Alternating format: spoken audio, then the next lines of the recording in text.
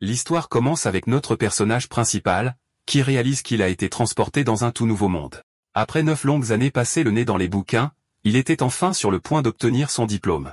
Mais à ce moment précis, notre jeune homme découvre accidentellement que les gens peuvent utiliser des pouvoirs. Avec un air de choc total, il a du mal à croire ce qu'il vient de voir. Notre personnage principal et tous ceux qui l'entourent commencent à paniquer quand ils réalisent que c'est un monde de cultivation. Un message étrange apparaît, disant qu'il y a eu une erreur et qu'il doit recommencer. En entendant ça, notre gars s'effondre et se met à pleurer sur ses 9 années d'études gâchées. Mais il s'arrête une seconde, et une idée jaillit alors qu'il se souvient de toutes ces histoires de transmigration. Il se dit que son propre talent caché doit être hors norme, alors il se rend à une cérémonie d'évaluation. Tout le monde se rassemble devant un monument géant où le potentiel de chaque personne est testé. Mais le résultat du personnage principal est juste affreux, et il fond en larmes, voulant rentrer chez lui parce que tout est parti complètement de travers. Alors qu'il déplorait sa vie inutile, une figure mystérieuse lui demande quelque chose d'inattendu. L'homme lui demande s'il veut cultiver l'immortalité, le laissant complètement stupéfait. Avec ça, il est emmené dans un endroit magnifique dans les montagnes connues sous le nom de secte Qingjuan Dao. Le maître de secte, un homme du nom de Duo Taiwa, a déjà une tâche pour le protagoniste. Le maître de secte désespéré l'attrape et le supplie de l'aider pour une affaire importante. Mais le frère aîné, lui, sirote juste son thé, pas trop préoccupé par la situation. Le chef explique qu'ils ont besoin de 8 disciples dans l'année, sinon leur secte sera dissoute. En entendant ça, Suso Shangju dit qu'ils ont juste besoin d'une personne de plus pour résoudre le problème. Cependant, le maître dit que ce n'est pas si facile, car toutes les sectes se battaient pour de nouveaux talents. Le vieil homme se plaint que d'autres sectes utilisaient même des pièges à miel pour recruter de nouveaux membres. Certaines sectes utiliseraient de belles jeunes femmes pour convaincre les gars de les rejoindre. Malgré tout ça, il a réussi à recruter le jeune Yaping, qui n'avait aucun talent mais qui travaillerait gratuitement. Notre personnage principal est ravi et dit qu'il fera n'importe quoi s'il peut juste apprendre à cultiver. Le maître craint alors que le gamin ne s'enfuit une fois qu'il aura découvert la vérité, alors il échafaude un plan. L'idée est simple, faire semblant d'être un grand maître et lui enseigner un tas d'absurdités. Ils peuvent balader le personnage principal pendant 1 an, et Shangju trouve toute l'idée plutôt amusante. Peu de temps après, le disciple demande à son maître s'il connaît le surnom qu'il a reçu des autres. Regard intimidant, il se décrit comme un disciple sans aucun talent. Mais ensuite, il libère un pouvoir incroyable, montrant qu'il est en fait super fort. Su Shangju se vante que lorsqu'il s'agit de faire semblant, il est le meilleur de toute la région. Il prend ensuite une pause dramatique, plein de lui-même, tandis que son maître se demande d'où vient son ego démesuré. Le vieil homme dit qu'il a juste besoin d'empêcher le nouveau venu de partir pendant 1 an, et tout ira bien. Mais à la surprise du chef, le disciple aîné refuse catégoriquement la demande avec une grande conviction. Il explique que tromper le gamin pendant 1 an seulement est un objectif trop modeste pour ses talents. La poitrine bombée, il promet de faire en sorte que le protagoniste ait envie d'être dans la secte même dans sa prochaine vie. Son maître est impressionné par sa confiance et le félicite d'être un si bon acteur. Shangju devient tellement arrogant qu'il jure qu'il mangera une épée entière, sauce comprise, s'il échoue dans cette mission. Après leur discussion, il dit au revoir et mentionne qu'il attendra le gamin sur la montagne derrière. Shangju refuse l'aide de son maître pour revenir et s'en va simplement avec un air de supériorité. Il affirme qu'il n'est plus le même disciple qu'avant, qui avait besoin d'aide pour se déplacer. Le jeune homme fait un geste de la main très spécifique qui attire l'attention de tout le monde. Bien que le chef de secte soit choqué lorsqu'il reconnaît la technique, se demandant si c'est bien ce qu'il pense que c'est. Avec un regard sérieux, Shangju parle d'une ère prospère, comme son maître l'a toujours souhaité. Et juste après ça, il utilise une puissante compétence d'épée avec juste ses doigts. Le maître de secte est abasourdi et crie que c'est vraiment la technique légendaire de l'épée volante. Il ne comprend pas comment c'est possible puisque Shangju n'avait rien appris en 10 ans. Mais le frère aîné Shangju fait juste un geste suffisant à son maître comme si ce n'était rien. À ce moment-là, le visage du chef de secte se décompose de déception car il réalise qu'il s'est fait duper à nouveau. Le jeune homme rit et dit qu'il faisait juste semblant et qu'il a encore besoin d'un trajet. Puis, à la tombée de la nuit, tout est prêt pour la rencontre au sommet de la montagne. Dans un cadre magnifique, Su Shangju attend seul l'arrivée du personnage principal. Malgré sa pose cool, il frissonne de froid, se blottissant dans ses vêtements. Il éternue et se plaint d'avoir choisi un endroit si froid, juste pour l'atmosphère. Soudain, il sent la présence de quelqu'un et se redresse parce que le personnage principal est enfin arrivé. Il se redresse immédiatement et se met dans son personnage pour commencer sa grande performance. Le protagoniste arrive épuisé et s'émerveille de la façon dont les immortels sont extraordinaires. Yaping est complètement impressionné par la figure imposante qu'il voit devant lui. Baigné dans la lumière de la pleine lune, le frère aîné ressemble à un véritable maître de cultivation. Avec un regard sérieux et mystérieux, il fixe le personnage principal pour commencer son grand spectacle. Le protagoniste regarde Su Shangju au sommet de la falaise. Soudain, le frère aîné invoque des éclairs bleus autour de son épée, ressemblant à un dieu. Complètement choqué, Yapin se demande si ce qu'il voit est un véritable immortel de l'épée. Mais ensuite, notre personnage principal commence à avoir un sentiment étrange à propos de toute la situation. Il se demande pourquoi une secte qui a accueilli un inconnu comme lui aurait un disciple aussi incroyable. À ce moment-là, une idée lui vient à l'esprit, le laissant totalement époustouflé par la possibilité. Notre jeune homme imagine que la secte est en fait un groupe secret de maîtres super puissants. Cela l'excite, pensant que n'importe qui là-bas pourrait le rendre incroyablement fort. Puis notre gars commence à se souvenir de quand il a rejoint la secte plus tôt dans la journée. Il se souvient que tout l'endroit avait l'air de s'effondrer. C'était si vieux et abandonné. Il n'y a pas pensé beaucoup sur le moment, mais maintenant il pense que l'aspect délabré était un peu exagéré. Cependant, même en ruine, l'endroit était impeccablement propre, ce qu'il a trouvé très intriguant. Il rassemble ensuite les pièces du puzzle et réalise que tout était un déguisement pour cacher leur véritable pouvoir. Il est émerveillé et déclare que même 3 millions d'immortels ne pourraient se comparer à son frère aîné. En entendant ça, Shangju esquisse un sourire et dit qu'il aime le style du personnage principal, le prenant sous son aile. Shangju adore le compliment, et pour lui rendre l'appareil, il décide de faire une petite démonstration. Il dit ensuite qu'il va donner à notre jeune homme une grande opportunité d'améliorer ses pouvoirs. Il déchaîne une puissante explosion d'énergie vers le protagoniste. Ping est projeté en arrière par la force du coup, complètement étonné par la scène. Shangju explique que la brise est un art secret qui améliore grandement le talent de cultivation. Notre jeune homme est sous le choc car aucune secte ordinaire n'aurait une technique aussi puissante. Ping s'incline tandis que le frère aîné cache juste la douleur dans son bras. Mais dans sa tête, il rit parce que ce n'était qu'une rafale de vent ordinaire et rien de plus. Juste après, il dit qu'avant de lui enseigner l'épée, il va poser une question à notre jeune homme.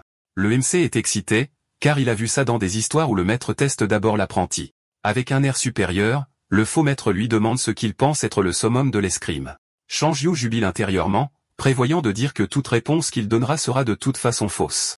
Yaping devient pensif et prend la question sur le summum de l'épée très au sérieux. Notre jeune homme pense que la question est incroyable et parfaitement adaptée à leur situation actuelle. Il est sûr qu'il est en présence d'un maître et se demande comment répondre à quelque chose d'aussi profond. Il pense alors que la réponse ne peut pas être simple, alors il décide d'être très prudent. Après une heure complète, notre MC réfléchit toujours, ce qui agace beaucoup son frère aîné. Intérieurement, Shangju se plaint qu'il va mourir de froid à attendre le novice à cet endroit. Il répond finalement que le summum de l'épée est un simple brin d'herbe qui peut trancher le soleil et la lune. En entendant cela, Shangju est complètement abasourdi par la réponse incroyablement exagérée du gamin. Le concept d'un simple brin d'herbe devient quelque chose d'extrêmement puissant dans son esprit. Notre jeune homme imagine un simple brin d'herbe avec le pouvoir de traverser les cieux et les étoiles. Cela laisse Shangju bouche bée, car même lui n'aurait pas pu trouver une phrase aussi impressionnante. Il est allé trop loin. Ping demande si sa réponse était offensante d'une manière ou d'une autre. Mais intérieurement, le frère aîné adore la phrase et décide qu'il va l'utiliser lui-même à l'avenir. Alors il joue au maître et dit que le MC vise un peu trop haut pour l'instant. Pour aider, Shangju tire son épée et dit qu'il va faire quelque chose pour notre jeune homme.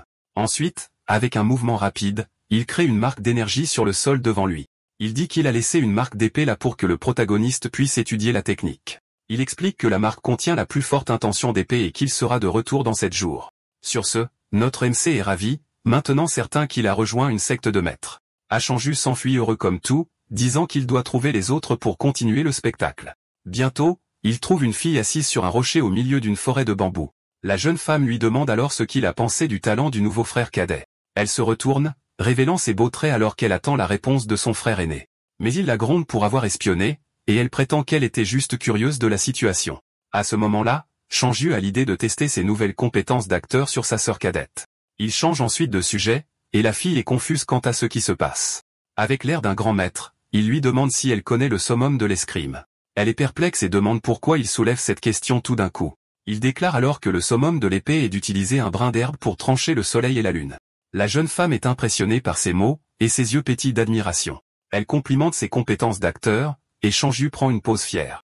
Après le moment ludique, il redevient sérieux et dit qu'elle doit maintenant répondre à sa question. Il veut savoir combien de temps elle pense qu'il faudra au nouveau pour comprendre l'intention de l'épée. Il avoue que même lui ne comprend pas cette soi-disant intention d'épée, et sa sœur dit qu'elle non plus. La fille a un regard de confusion totale et n'en croit pas ce qu'elle vient d'entendre. 2 heures plus tard, notre protagoniste est toujours sur la falaise, en train de méditer. Avec beaucoup de sérieux, il s'assoit devant la marque laissée sur le sol pour l'étudier. Mais le MC pense que ça ressemble juste à une fissure et commence à douter de son maître. Il se réprimande ensuite pour des pensées aussi stupides, se souvenant de toutes les preuves que son frère est un maître. Convaincu, il décide qu'il n'a tout simplement pas assez essayé et se rapproche de la marque. Avec les yeux brillants, il devient super concentré, croyant qu'il va y arriver cette fois. Alors, notre jeune homme continue d'essayer de comprendre le secret derrière cette fissure dans le sol. Soudain, une figure mystérieuse apparaît reflétée dans l'œil du protagoniste. Dans son esprit, un puissant épéiste émerge, entouré d'une aura d'énergie bleue. Cette silhouette tient une longue épée qui brille intensément avec une puissance incroyable. Et juste après, le guerrier commence à démontrer ses techniques d'épée pour le MC. Ses mouvements sont rapides et pleins de puissance, laissant le protagoniste profondément impressionné. À ce moment-là, il a l'impression qu'une grande cloche sonne dans ses oreilles alors qu'il a une épiphanie. Il voit 12 mouvements d'épée qui deviennent de plus en plus clairs dans son esprit. Puis dans sa vision, il commence lui-même à s'entraîner avec une épée brillante. Le MC répète les mouvements encore et encore pour les apprendre. À chaque répétition, il devient plus rapide et ses frappes deviennent plus précises. Il s'entraîne sans arrêt et ses mouvements d'épée deviennent de plus en plus puissants. Notre MC continue de s'entraîner dans son esprit à une vitesse impressionnante. Avec cela, il apprend de plus en plus de techniques d'épée, atteignant 15 mouvements. Bientôt, il a déjà maîtrisé 20 mouvements différents, et sa puissance augmente de façon astronomique. Toute cette connaissance inonde son esprit comme un torrent d'illumination divine. De retour à la réalité, il ouvre les yeux, complètement choqué par la lumière de la marque. Assis sur la falaise, il est confus, ne comprenant pas ce qui vient de se passer. Mais il réalise bientôt que c'était tout le travail de son incroyable frère aîné. Le protagoniste se souvient de la brise, et croit qu'elle a boosté son talent à un degré insensé. Il pleure de joie et regrette d'avoir douté de son frère. Même s'il est épuisé, il se dit que ce n'est que le début et continue de s'entraîner. 7 jours passent, et nous voyons la résidence du frère aîné en haut de la montagne.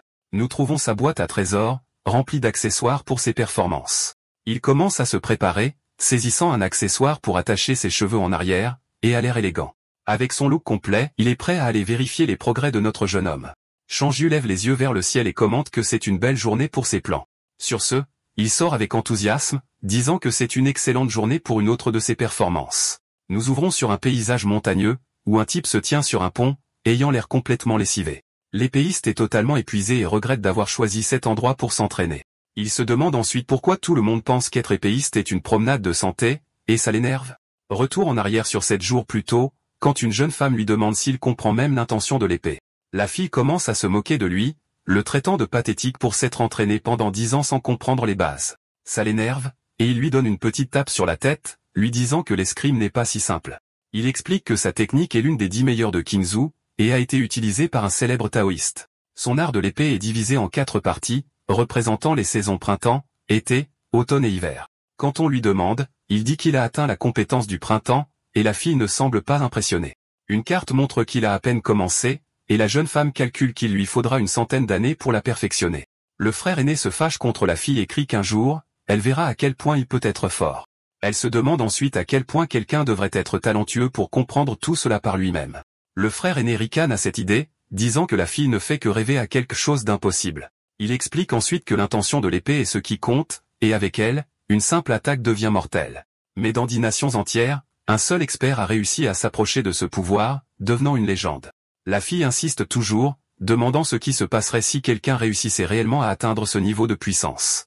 Il dit alors que c'est impossible, car même le plus grand génie en 500 ans ne pourrait pas y parvenir. L'épéiste insiste sur le fait qu'il serait impossible de comprendre l'intention de l'épée, et nous revenons au présent. Il atteint enfin sa destination et se demande si son frère cadet est déjà réveillé. Regardant sur le côté, l'homme trouve le protagoniste par terre, ayant l'air complètement détruit. Le protagoniste a l'air de s'être entraîné sans arrêt, avec d'énormes cernes sous les yeux à cause de l'épuisement. Voyant l'état de l'enfant, son maître est complètement choqué, sans la moindre idée de ce qui s'est passé. L'homme plus âgé se rend alors compte que l'enfant a pris une histoire qu'il a inventée pour le motiver beaucoup trop au sérieux. À ce moment-là, l'homme ressent un pincement de culpabilité, pensant qu'il commence à ressembler au méchant de cette histoire. Il décide alors que, pour le bien de la secte, il va juste suivre le mouvement et se rattraper plus tard auprès de l'enfant. Notre héros remarque alors la présence de son frère aîné et le salue avec un sourire. L'homme demande comment se passe l'entraînement de l'enfant et lui dit de prendre une pause rapide. Le disciple dit qu'il a enfin compris et le remercie pour cette opportunité, tandis que l'autre n'arrive pas à y croire. Totalement choqué, l'aîné demande au protagoniste de répéter ce qu'il vient de dire. Notre héros confirme, disant qu'en incluant ce matin, il a réussi à maîtriser 400 techniques. Face à cette déclaration, l'homme plus âgé reste silencieux, avec un regard de pure incrédulité. Soudain, il éclate de rire et demande si l'enfant se moque de lui, puisqu'il vient de dessiner une simple marque pour lui. Notre héros est confus par la réaction et demande pourquoi il reçoit ce rire froid. Le disciple pense alors que pour un vrai maître, 400 techniques ne doivent pas être grand-chose. Il croit qu'avec la chance qui lui a été donnée et un peu de talent, il aurait dû apprendre 1000 techniques en une seule journée. Dans cet esprit, le jeune homme commence à pleurer, se lamentant sur sa faiblesse de ne pas en avoir appris davantage. Le maître essaie de consoler l'enfant, lui disant qu'il n'a pas besoin de mentir, car il est normal d'échouer avec cette technique. Mais l'enfant insiste sur le fait qu'il ne ment pas, et l'aîné s'agace, lui disant d'arrêter de se vanter. Notre héros se sent triste, pensant que son supérieur le considère comme indigne d'apprendre 400 techniques. Alors, le jeune homme dit que même avec peu de talent, il peut apprendre, car 400 n'est pas un grand nombre. L'épéiste se fâche en entendant cela, pensant que l'enfant sous-estime sérieusement la voie de l'épée. Il se souvient de ses propres souffrances pour s'améliorer, et de la façon dont les gens ordinaires sont moqués pour leur progrès lent. L'homme décide donc de donner une leçon à l'enfant et le met au défi de montrer les techniques qu'il a apprises. Notre héros accepte volontiers le défi, et le maître pense que l'enfant têtu va enfin goûter à la réalité. Nous les voyons tous les deux au sommet d'une montagne avec un vaste ciel bleu au-dessus d'eux. Le protagoniste dégaine alors son épée, qui commence à briller d'une puissante énergie dorée. En un clin d'œil, il se jette en avant avec une vitesse impressionnante, laissant derrière lui une traînée de lumière. Ces techniques d'épée sont aussi rapides que l'éclair et coulent aussi doucement que l'eau. Notre héros est complètement concentré sur le combat avec un regard vif et déterminé dans les yeux. En un instant, notre héros avait déjà exécuté 36 mouvements d'épée en même temps. L'épéiste plus âgé regarde simplement les attaques arriver vers lui sans bouger d'un pouce. Il reste immobile et calme alors que la poussière et l'énergie des coups se dissipent autour de lui. Mais à l'intérieur, le maître est complètement choqué et sans voix devant ce dont il vient d'être témoin.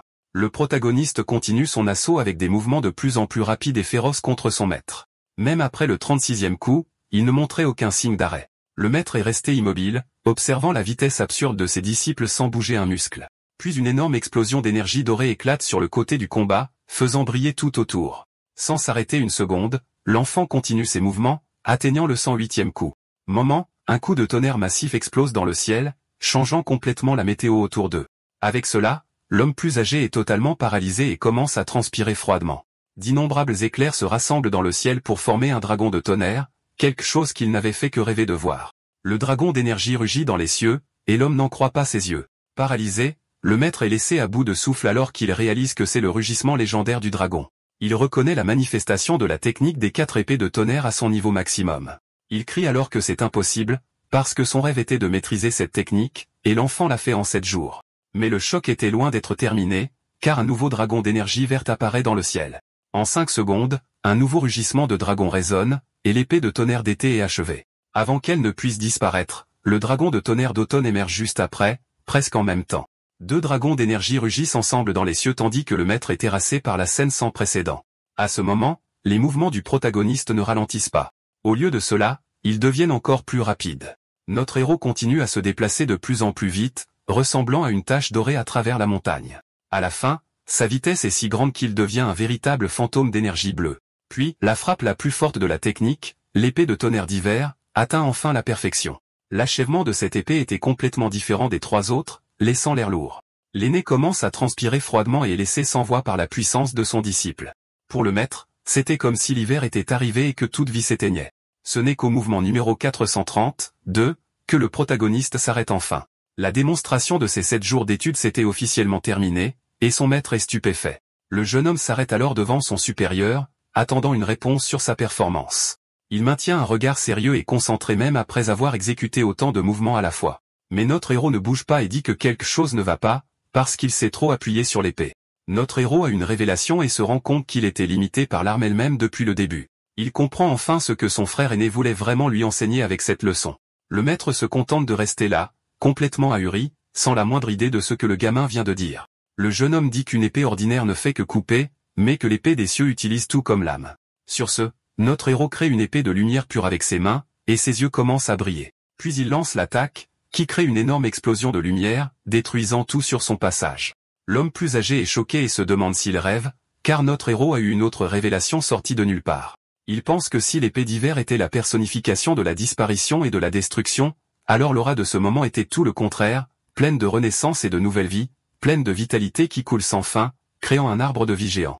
Notre héros fixe l'épée d'énergie qu'il a créée, et à ce moment-là, il semblait que c'était le monde entier. Avec un simple geste désinvolte, cette lame pourrait abattre une armée de 10 000 soldats. Le maître est complètement abasourdi par la scène et n'arrive pas à croire ce qu'il voit. Puis il panique et hurle de choc en réalisant qu'il s'agissait de la légendaire intention de l'épée.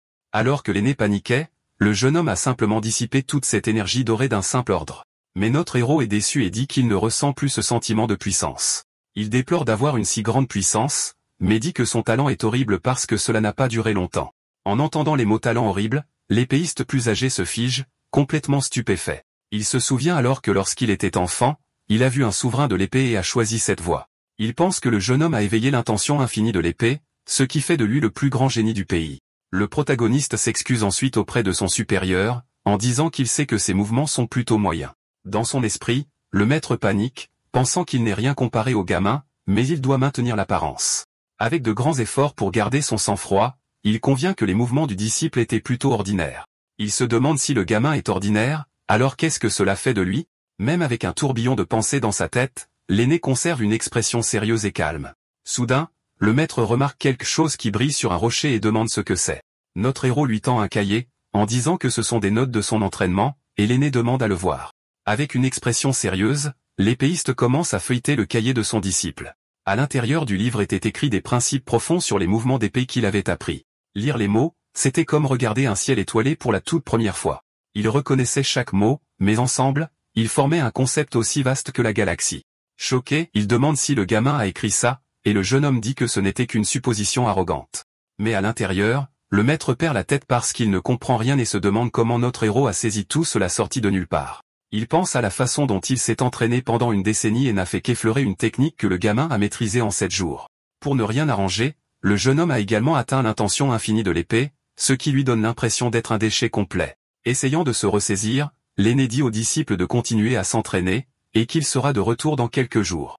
Voyant l'expression de son supérieur, notre héros pense qu'il l'a trouvé impitoyable et qu'il va le virer. Désespéré, le protagoniste attrape son maître et le supplie de ne pas être abandonné, car il a finalement été accepté quelque part. Il se souvient que pendant 6 mois, personne ne voulait de lui, parce qu'il n'avait pas de racines spirituelles. Le protagoniste pense alors qu'il est impossible qu'il ait appris tout cela en regardant simplement le ciel. Sur ce, notre héros est déterminé à ne pas perdre cette chance, croyant que tout le monde dans la secte est un maître. Pendant ce temps, à la résidence du chef de la secte, l'endroit semble assez paisible et isolé.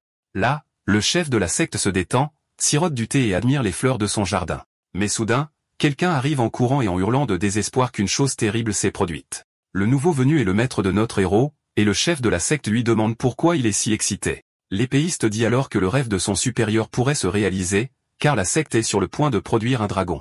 En entendant le mot dragon, le chef de la secte est complètement choqué, ses yeux grands ouverts. Le chef de la secte est confus et interroge son subordonné sur ce qu'il entendait par dragon. Il explique que le nouveau disciple, qui a commencé à partir de rien, a déjà maîtrisé toute la technique de l'épée en 7 jours. L'aîné dit que ce n'est pas une blague, mais son disciple pointe le phénomène dans le ciel comme preuve. Le chef de la secte admet alors à lui-même qu'il pensait que c'était juste un expert de passage. Mais il se rend compte que le responsable de tout cela était en fait le jeune nouveau venu. Avec cette révélation, le chef de la secte commence à pleurer et crie qu'ils ont enfin un génie. À ce moment-là, l'épéiste essaie de calmer son supérieur, qui est complètement en train de perdre le contrôle. Puis l'aîné se jette de l'eau sur la tête pour se calmer, se souvenant d'une vieille prophétie. Son subordonné demande s'ils ne vont pas retenir notre héros, mais le chef dit que d'autres sectes l'ont déjà rejeté. Il continue en disant que la cultivation est une question de destin et que les grandes sectes sont très dangereuses. Le maître dit qu'il lui dira la vérité lorsque la secte grandira, et que le jeune homme pourra choisir sa propre voie. Convaincu, l'épéiste dit qu'il comprend tout et qu'il suivra la décision de son supérieur. Le lendemain, le chef de la secte se détend, profitant de son après-midi de congé. Mais soudain, son moment de paix est interrompu par un disciple qui apporte de mauvaises nouvelles. L'épéiste apparaît à nouveau et crie désespérément qu'une chose énorme s'est produite. Le chef de la secte fait une tête très étrange. Pensant qu'il s'agit de collecteurs de dettes, il essaie de s'enfuir, en disant que la secte est maintenant entre les mains de son disciple. Le maître arrête de courir et devient confus, se demandant si c'est autre chose alors. Il se fâche alors et gifle son subordonné pour avoir paniqué et avoir failli lui provoquer une crise cardiaque. Après la confusion, la scène change pour montrer une vue magnifique de la secte au sommet d'une montagne. Maintenant plus calme, le supérieur demande quel est le problème, et l'épéiste lui tend un papier à lire. Le document indique que le bureau de l'administration enquêtera sur toutes les sectes non classées. Pour prouver leur légitimité, ils doivent remettre 10 pierres spirituelles dans les 2 mois, sinon ils seront fermés. Complètement furieux, le chef de la secte jette la table et crie qu'il fera appel à l'empereur. Il est expliqué qu'une seule pierre spirituelle coûte 10 taels d'or, ce qui signifie qu'ils doivent pratiquement mourir de faim pendant 1 an pour pouvoir se les offrir toutes. L'épéiste essaie de calmer son maître et lui demande combien de pierres spirituelles la secte possède actuellement. Grande honte, l'aîné lève les mains, montrant le nombre 7. Son disciple pense qu'il veut dire 70, mais le chef dit que c'est impossible. Puis le jeune homme se demande s'il veut dire 70 pièces d'or, mais son supérieur le nie à nouveau. Désespéré, il demande s'il s'agit de pièces d'argent, mais le maître, maintenant par terre, révèle qu'il s'agit de 70 pièces de cuivre. En entendant la réponse, son disciple panique complètement et hurle dans un pur désespoir. Il n'arrive pas à croire qu'il soit à ce point fauché, mais son supérieur confirme que c'est vrai. Le chef commence alors à expliquer que la secte avait à l'origine des économies. Mais il a entendu parler d'un nouveau fonds de cultivation et a pensé que l'argent était un gaspillage. Selon le vieil homme, il s'agissait d'un investissement mensuel à haut rendement, un schéma classique pour devenir riche rapidement sur lequel tout le monde se jetait. Sauf qu'il ne s'est pas rendu compte que les escrocs en voulaient à son argent et se sont enfuis avec tout. En pleurs, le chef de secte avoue qu'il a été trompé et demande un câlin à son subordonné. Complètement dévasté, le frère aîné pense que c'est fini, et peut-être devrait-il simplement se séparer. La secte était complètement fichue cette fois, mais le maître se ressaisit et dit qu'il ne peut pas laisser la secte échouer, car maintenant ils ont un génie. Soudain, un éclair bleu géant traverse le ciel très près de l'endroit où il se trouvait. Le chef de secte est choqué et regarde vers la direction de cette immense puissance.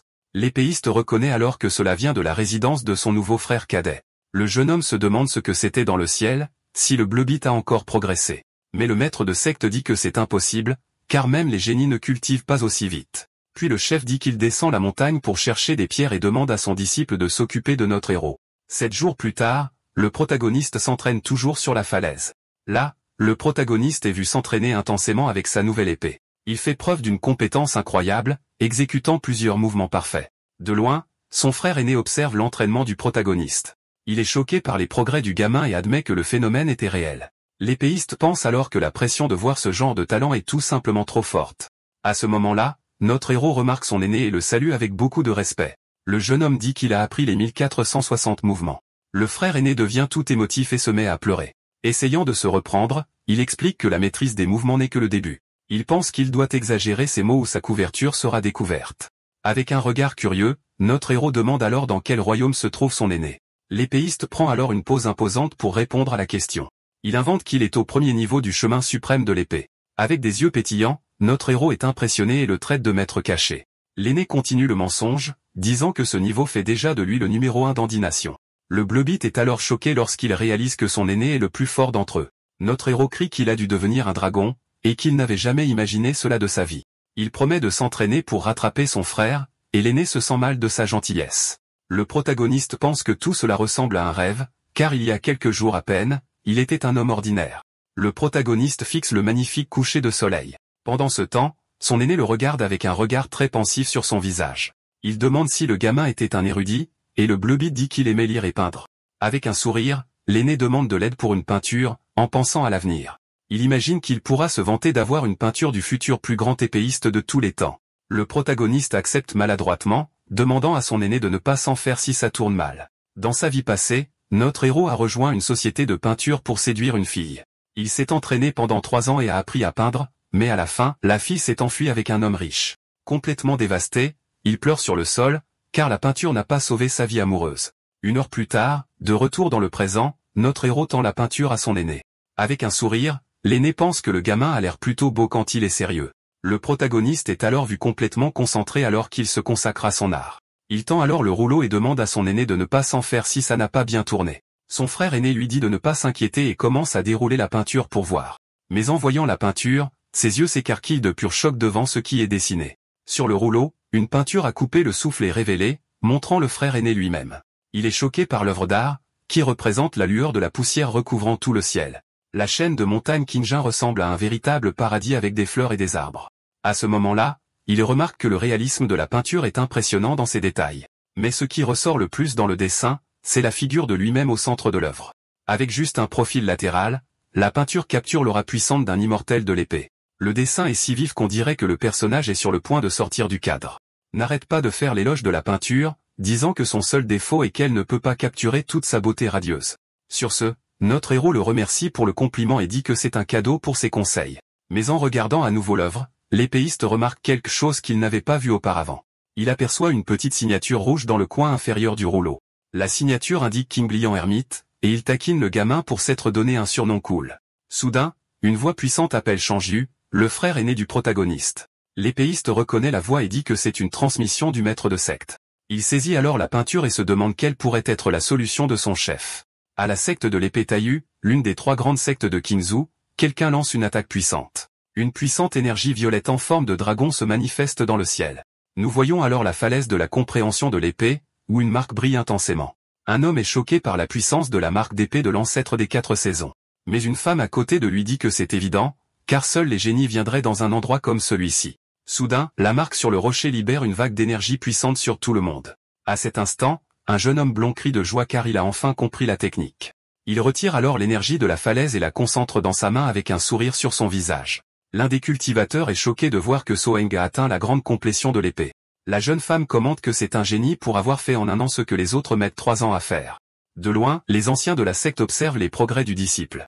L'un des maîtres félicite son collègue d'avoir un disciple aussi talentueux dans la secte. Le maître de Soeng sourit avec fierté mais feint la modestie quant à la réalisation du jeune homme. Puis un autre ancien aux cheveux roux dit qu'il est trop tôt pour célébrer. Il poursuit, disant que ses propres disciples n'ont pas encore progressé parce qu'ils se retiennent. L'ancien harcelé se met en colère à cause de la provocation et crie. Mais un 3e maître intervient, leur disant de ne pas se battre car le chef a donné un ordre. Les 2 autres regardent alors avec curiosité, voulant connaître le plan du chef de secte. L'homme explique que les 10 premiers de la conférence recevront un prix spécial. En entendant cela, les 2 anciens sont complètement choqués par la révélation. Le prix est un jeton pour entrer dans la tour d'épée Texion et relever ses défis. Avec un sourire narquois, le maître de Xing dit que son disciple obtiendra certainement une place.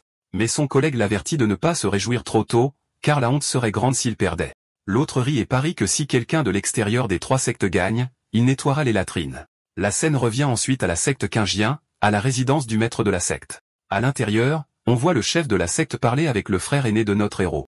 Avec un regard confus, l'épéiste demande alors quelle est la solution pour gagner de l'argent. Le maître révèle alors la solution au problème financier de la secte, un tas de déchets. Indigné, le frère de notre héros demande s'ils vont vraiment gagner de l'argent avec ces ordures. Eux avec un sourire. Le chef explique que ce sont les plus beaux trésors de la secte, et qu'ils vont les vendre. L'épéiste refuse de s'humilier ainsi, mais son maître l'attrape et le supplie de l'aider. Soudain, l'aîné aperçoit le rouleau et l'arrache des mains de son disciple. Le chef dit que la secte va faire faillite et qu'ils vont aussi vendre la peinture, pour aider. Sur ce, les 2 arrivent en ville et vont directement au prêteur sur gage de liquet. À l'intérieur, un employé enthousiaste les accueille et les invite dans l'établissement. Le préposé demande s'ils sont là pour acheter ou vendre, et le maître dit qu'il a des articles de luxe. Excité, le jeune homme demande à jeter un coup d'œil au trésor qu'ils ont apporté. Mais en ouvrant le sac, le sourire de l'employé disparaît, et il ne voit qu'un tas d'ordures. L'expression de l'évaluateur change complètement, et il a l'air dégoûté. En feuilletant l'un des livres, il trouve une photo d'une femme en tenue très légère. Le vendeur du magasin devient rouge vif de gêne à cause du contenu du livre. Désespéré, le maître crie que c'est le mauvais article et qu'il ne peut pas être vendu. Le frère de notre héros demande à emprunter le livre, et son maître accepte sans problème. Puis le préposé offre 10 pièces d'or pour toutes les ordures, ce qui choque le maître. Le chef de la secte se fâche et essaie de négocier, mais l'employé ne se soucie pas de la qualité de l'article. L'aîné essaie ensuite de descendre à huis queues, mais la réponse du jeune homme est un non catégorique. Désespéré, l'aîné offre 5 queues et dit que c'est son prix final. Profondément embarrassé, le frère de notre héros n'en peut plus et leur demande de partir. À ce moment, le préposé remarque le rouleau et demande à jeter un coup d'œil à la peinture. En voyant le papier, l'employé le reconnaît et se demande pourquoi ils font semblant d'être pauvres. Le chef de la secte est choqué et demande ensuite si ce papier est vraiment cher. L'évaluateur confirme, disant que le papier seul vaut plus de 10 queues d'or. Analysant le rouleau de plus près, il remarque une signature rouge qui brille de 1000 feux. En lisant le nom sur la signature, l'expression du jeune homme se transforme en pure terreur et étonnement. Il appelle ensuite l'un de ses assistants pour parler en privé de l'article. Le maître de la secte est complètement désemparé par la réaction soudaine de l'employé. Pendant ce temps, le chef regarde les 2 qui chuchotent dans le coin. Le collègue demande ensuite s'il est sûr, et l'évaluateur confirme qu'il n'y a pas d'erreur. Avec une attitude complètement différente, le jeune homme sourit et leur demande d'attendre un instant. Le maître et son disciple sont confus par le changement, mais acceptent d'attendre. Après 1 heure, l'employé revient et dit que son patron a confirmé la valeur de l'œuvre d'art.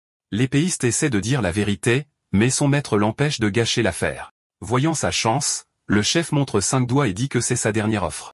Il rit ensuite intérieurement, réalisant qu'ils ont complètement mal compris la peinture. L'évaluateur a l'air pensif pendant un moment tout en analysant la proposition de l'aîné. Son apprenti le traite d'avare, mais l'aîné dit que tout cela fait partie de la stratégie.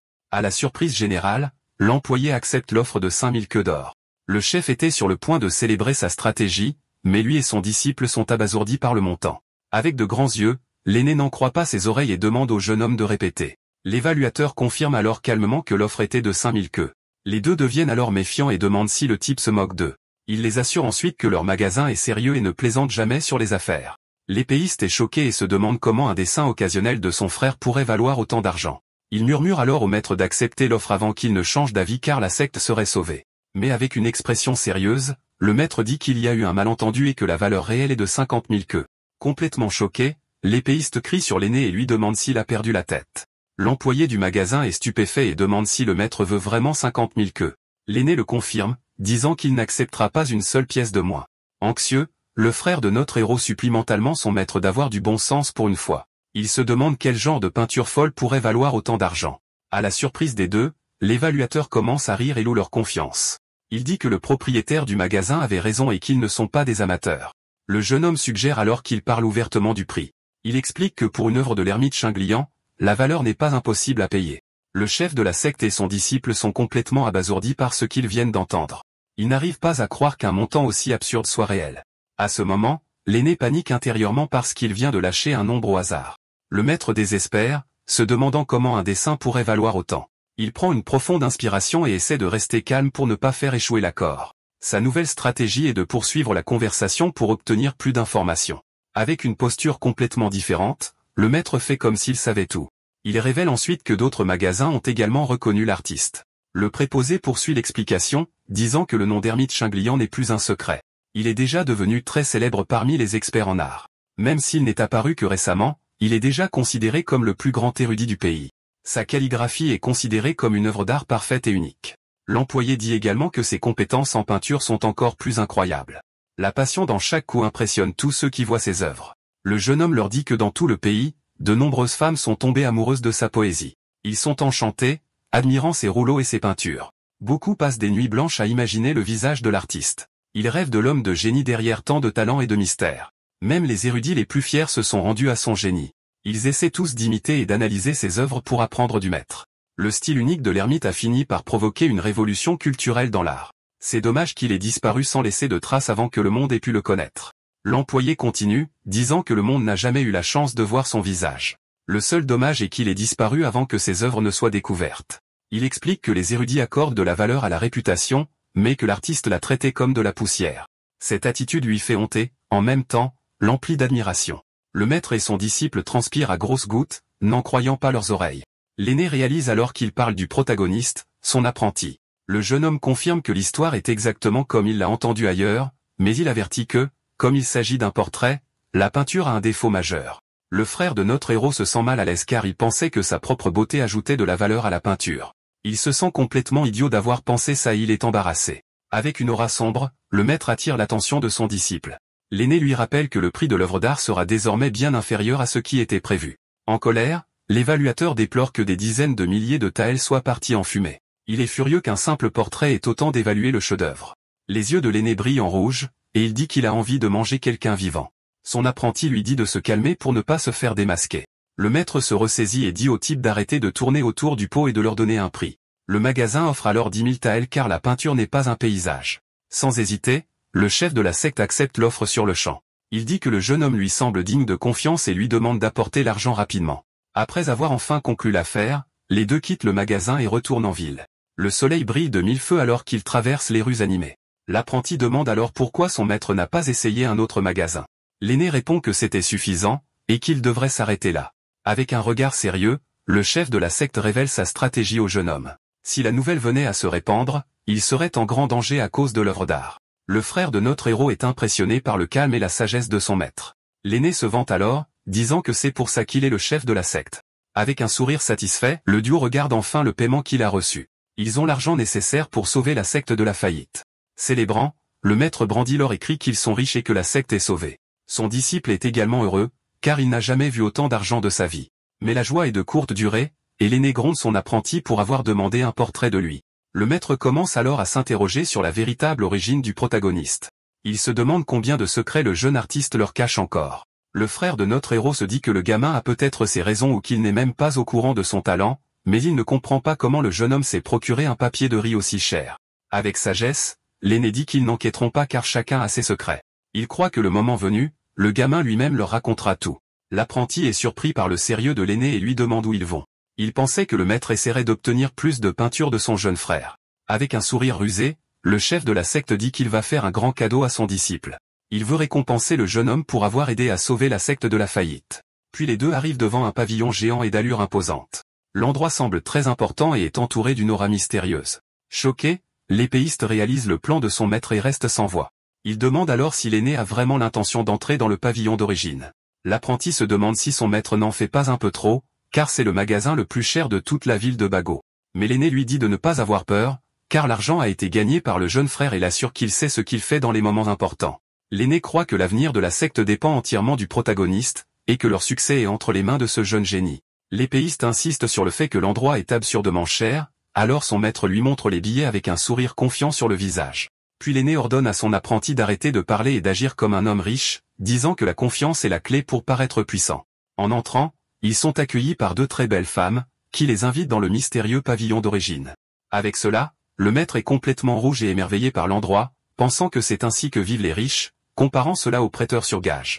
Un préposé leur demande s'ils veulent des outils magiques ou des manuels, et le chef de la secte dit qu'il veut ce qu'il y a de mieux et demande le prix. La femme dit que les manuels de première classe coûtent 100 000 taels, mais heureusement, il y a une réduction de 30% car c'est l'anniversaire du magasin. Le frère de notre héros est complètement choqué par cette somme absurde. Il n'en revient pas du prix et panique complètement. L'autre employé confirme le prix avec un sourire, et dit qu'après l'événement, ils ne trouveront pas une affaire aussi bonne que celle-ci. Dévasté, le jeune homme se sent complètement pauvre, et réalise que le monde des riches est quelque chose qu'il ne peut même pas imaginer correctement. Le maître dit à son apprenti d'arrêter de paniquer et d'avoir du courage, mais le jeune homme murmure que leur argent ne suffira même pas à couvrir un seul ensemble. Le frère de notre héros demande à la femme le prix d'un simple volume d'introduction, et cette question laisse le chef de la secte très confus. L'employé est surpris et lui demande s'il est sûr, l'avertissant qu'acheter uniquement le volume d'introduction ne sert à rien. L'épéiste lui dit de ne pas s'inquiéter de son utilité, et la femme l'avertit que le magasin n'accepte pas les retours, alors il redemande le prix. Murmurant, le maître pense que c'est fou de dépenser autant d'argent, mais son apprenti lui rappelle l'incroyable capacité d'apprentissage de notre héros. À cela, le chef de la secte se souvient que le gamin a compris une technique entière à partir d'une seule marque d'épée, et réalise que le jeune homme peut le faire. Le sourire confiant, l'aîné acquiesce que pour ce monstre, le volume initial est plus que suffisant, et qu'ils vont faire un énorme profit. Peu de temps après, l'employé revient avec 3 manuels qui peuvent être vendus séparément, et l'aîné demande lequel est le plus puissant. Elle recommande alors la technique de l'épée du courant fluvial, et dit qu'un génie pourrait même apprendre le niveau suivant à partir de celle-ci. Mais la femme révèle que c'est la plus chère et qu'elle coûte 9000 taels d'or, ce qui fait presque sortir l'âme de l'apprenti de son corps sous le choc. Malgré tout, le maître décide de tout miser sur le génie de son disciple et, avec un cri de guerre, lui dit d'emballer le manuel coûteux. Il ordonne également que le reste de l'argent soit dépensé en pilules, et le jeune homme lui demande s'il ne va pas en économiser. Mais l'aîné dit non. Le frère de notre héros est complètement paralysé et fixe son maître, surpris par la décision de dépenser tout l'argent de la secte d'un coup. Le cœur brisé, l'aîné pleure en serrant son argent, réticent à payer. En partant, le maître continue de pleurer tout le long et le jeune homme lui demande d'arrêter son cinéma parce qu'il en a honte. Soudain, l'aîné a une idée et demande si les 2 autres frères vont également passer les examens d'alchimiste et de maître des tableaux. Le jeune homme confirme et demande s'il rentre, mais le chef de secte hurle que non et interdit de parler d'argent pendant 2 mois. Puis l'aîné dit qu'il emmène son disciple dans un endroit secret, et ils arrivent à un étal qui vend des manuels au poids. Le vendeur du stand demande s'ils veulent peser des manuels. L'apprenti n'en revient pas et demande si c'est vraiment l'endroit secret avec les trésors dont son maître a parlé. L'aîné lui assure qu'il y a des trésors là-bas et révèle que c'est là qu'il a trouvé la technique d'épée du jeune homme, le laissant complètement choqué. Le chef de secte commence à marchander et qualifie le prix d'arnaque, alors le vendeur fait une contre-offre d'au plus 5 caddies. Sur ce, l'épéiste s'accroupit pour chercher quelque chose de bien dans les piles de livres pendant que son maître continue de négocier en arrière-plan. Avec un regard très sérieux et concentré, le jeune homme commence à fouiller les piles de manuels à la recherche d'une technique utile. Mais il ne trouve que des livres avec des couvertures et des titres bizarres et totalement inutiles, comme des manuels de combat ou des romans d'amour suspects. Le jeune homme se met en colère et réalise que ce ne sont que des déchets, et qu'aucune de ces techniques ne peut réellement être cultivée. Le maître revient très satisfait, serrant le sac de course. Puis le jeune homme demande si son maître ne va rien acheter pour lui-même, mais l'aîné répond en demandant ce qu'il achèterait. Avec un sourire, l'aîné dit qu'il n'est qu'un vieil homme, et que son bonheur est de voir ses disciples et la secte bien se porter. Le jeune homme pense que l'attitude de son maître est un peu ringarde, et l'aîné se met en colère et menace de le punir s'il n'apprend pas la technique dans les 7 jours. Le chef de secte explique qu'il doit apprendre les bases pour pouvoir faire semblant d'enseigner à notre héros, pendant qu'il trompe le gamin avec les faux manuels. L'épéiste s'inquiète et se demande si notre héros, avec sa compréhension absurde, ne pourrait pas apprendre quelque chose même à partir de ces faux manuels. L'aîné éclate de rire et dit que le jeune homme a été traumatisé par le talent du protagoniste, révélant que sa technique ne venait pas de l'étal. Il explique que les livres de l'étal sont basés sur des techniques réelles, mais ne sont en fin de compte que des histoires sans valeur pratique. Montrant des livres pour enfants, il dit que cela ne ressemblerait jamais à une technique de cultivation et ne tromperait qu'un débutant comme notre héros. Le jeune homme demande pourquoi il a dit qu'il donnerait les livres aux autres, et le maître révèle que c'était une blague, et qu'il les utilisera pour la décoration. L'aîné rit fort à l'idée que quelqu'un puisse apprendre de ses déchets et jure qu'il mangerait les livres si cela arrivait. L'épéiste suggère alors de piéger le protagoniste pour qu'il fasse une autre peinture afin de résoudre le problème de l'autre frère. Le chef soupire car il y a déjà pensé, mais se sent mal de traiter notre héros comme un arbre à argent. Même si la secte a besoin de grandir. C'est pourquoi l'aîné déteste les dilemmes moraux. Il devient très irrité et décide qu'il y pensera plus tard. Alors il change de sujet et ordonne à son apprenti d'enseigner à notre héros pendant 2 mois pour une conférence sur l'épée, ce qui choque le jeune homme. L'apprenti est complètement choqué par la nouvelle de la conférence et demande si son maître est sérieux. Il panique et avertit que le protagoniste n'a pas de pouvoir interne, et que c'est un vrai combat jusqu'à la fin. Le jeune homme se souvient avoir participé auparavant, même avec de la chance, a peine réussi à entrer dans le top 500, pensant que notre héros va se faire écraser. Le maître dit qu'il expliquera plus tard et lui dit de mentir aux autres, en disant qu'ils ont seulement récupéré l'argent qu'ils ont perdu. Nous retournons à la montagne arrière où notre héros pratique l'art de l'épée. Nous voyons le protagoniste s'entraîner intensément avec son épée, créant plusieurs rayons de lumière dorée dans l'air. Le frère aîné pleure d'envie, car notre héros a déjà appris l'élan de l'épée en très peu de temps. Sur ce, notre héros remarque la présence de son frère aîné et le salue, en lui demandant ce qu'il fait là. L'épéiste s'approche alors et demande si l'entraînement à l'épée n'est pas devenu un peu ennuyeux ces derniers temps. Avec un sourire, le protagoniste dit que non, parce qu'il s'améliore chaque jour, donc il ne s'ennuie jamais. Cette réponse laisse le frère aîné complètement sans voix, et il se demande si c'est même une réponse humaine. Le jeune homme dit alors que s'il s'ennuie, il peut lui donner un nouveau manuel à essayer de comprendre. L'expression de notre héros change instantanément, et avec un cri désespéré, il dit qu'il s'ennuie très, très fort. Il pense que si une marque d'épée lui a permis d'apprendre un art entier, un manuel de cultivation le fera monter aux cieux. Alors le frère tend le manuel à notre héros et révèle que c'est l'art ancien du dieu démon. Le manuel montre une image d'une créature démoniaque géante sur le point de dévorer un guerrier musclé. Notre héros est impressionné et pense qu'un nom comme cordon du dieu démon ne peut appartenir qu'à une technique inégalée. Avec un sourire fou, il est certain que sa secte est une organisation immortelle secrète et super puissante. Le frère aîné invente alors une histoire selon laquelle il a trouvé le manuel dans d'anciennes ruines, et que son origine est un mystère. Il dit que puisque notre héros a une mauvaise racine spirituelle, se concentrer sur le corps est la meilleure option pour devenir plus fort. Mais à l'intérieur, l'épéiste panique à cause de son propre mensonge. Il dit rapidement au revoir et s'en va, pensant à s'échapper avant que son frère ne découvre que le manuel est nul. Le jeune homme est fier de son plan parfait et a hâte de faire semblant d'être à nouveau un grand maître. À la tombée de la nuit, nous voyons la silhouette du protagoniste sur le pic, s'entraînant avec son épée. Il continue son entraînement intense et se souvient de la nouvelle technique qu'il a acquise, l'art ancien du dieu démon. Le gamin pense que le nom est génial et beaucoup plus cool que sa technique précédente, et il a hâte de commencer. Mais notre héros sait que pour apprendre quelque chose de nouveau, il a besoin d'une concentration totale et ne peut pas diviser son attention. Alors il décide de se contrôler et de renforcer sa technique actuelle avant de commencer la nouvelle. La scène nous emmène ensuite à la résidence de Shang-Yu, le frère aîné du protagoniste, en haut d'une montagne. Là, l'épéiste est assis en position du lotus et se prépare à enfin étudier la vraie technique qu'il a achetée. Avec une concentration totale, l'épéiste commence à étudier la nouvelle technique d'épée qu'ils ont acquise dans la ville. Mais bientôt, il tombe dans un désespoir complet, car il ne comprend pas une seule chose du manuel super cher. D'accord, c'est la fin de l'histoire. Merci d'avoir regardé. À la prochaine.